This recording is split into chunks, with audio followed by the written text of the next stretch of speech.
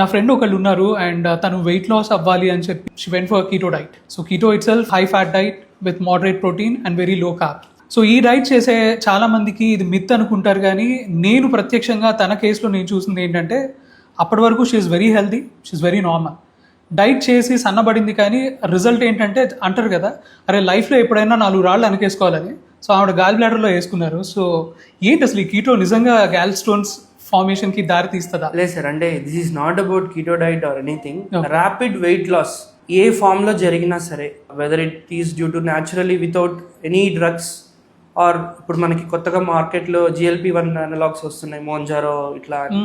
So వీటి వల్ల కావచ్చు, లేదా ఈ ఓమాట్ డైట్స్ కావచ్చు, కీటో డైట్స్ కావచ్చు, ఇవన్నిటి వల్ల కూడా ఏంటంటే ఏదైతే వెయిట్ లాస్ అనేది జరుగుతుందో దీనివల్ల ఎంట్రో హెపాటిక్ బిలియరీ సర్క్యులేషన్ అని ఉంటుందండి. ఓకే. సో మనకి లివర్ నుంచి వచ్చే బయలు మళ్ళీ ఇంటెస్టైన్లో నుంచి మళ్ళీ it will get reabsorbed and recirculated to the liver అండి.